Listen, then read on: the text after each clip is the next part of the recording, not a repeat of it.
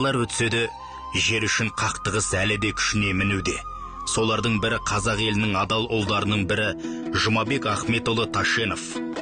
Жұмабек ағамыз ел билігіне араласып, қазақ жерінің тұтастығын сақтауға бүкіл ғұмырын арнады. Тың игеру кезінде Никита Хрущев Қазақстанның 5 облысын Ақмола, Көкшетау, Қостанай, Павлодар және солтүстік Қазақстан өңірін Ресейге қосып алу саясатымен Мәскеуден Соколовты жібереді.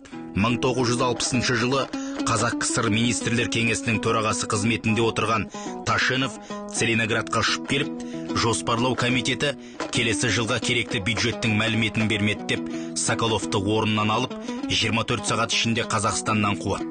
Жұмабек Ахметұлының айтқан сөзі: тың өлкесі қазақтың жері, ол ешқашан Ресейге берілмейді деп қадап айтқан екен. Кейіннен тың өлкесі комитетінің төрағасы Козлов: жолдас Жұмабек Ахметұлы, біз сізден ештеңе сұрамаймыз, тек Мәскеудің бергеніне тиіспеңіз деп қыр көрсетеді. Сонда Ташенов: бұл жерлер Қазақстандікі, оны басқарып отырған Қазақстан Компартиясы мен Қазақстан үкіметі. Сіз, жолдас Козлов, осының мүшесісіз.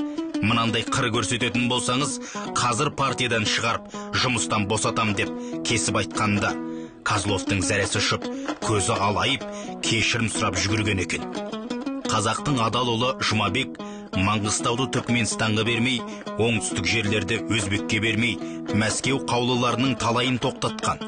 Кейін орнынан алынған кезде қазақтың ең сүйікті ұлдарының бірі Дінмұхамед Ахметұлы Қонаев Ташеновке қолдау көрсетіп, ұлт мүддесін қорғап, 1964 жылы Өзбекстанға өтіп кеткен жерлерді қайтарды. Панам да елім, данам да елім деп басқарған Димаш атамыз Орал, Атырау, Маңғыстау, Ақтау жерлерін Ресейге қосып военный округ жасаймыз дегенде қарсылық білдіріп алып қалған осы Қонаев атамыз еді. Ерейментауда неміс автономиясын құрғызбай, Шардараға атом электростанциясын салғызбаған, Кремльдің саясатын тоқтатқан Дінмұхамед Ахметұлы Қонаевқа басымызды иеміз. Жер халықтың жеке меншігі. Қазақ шекарасының белгіленуінің 100 жылдығына арналады. Жинақтап ықшамдаған Бауыржан Сатыбалдыұлы.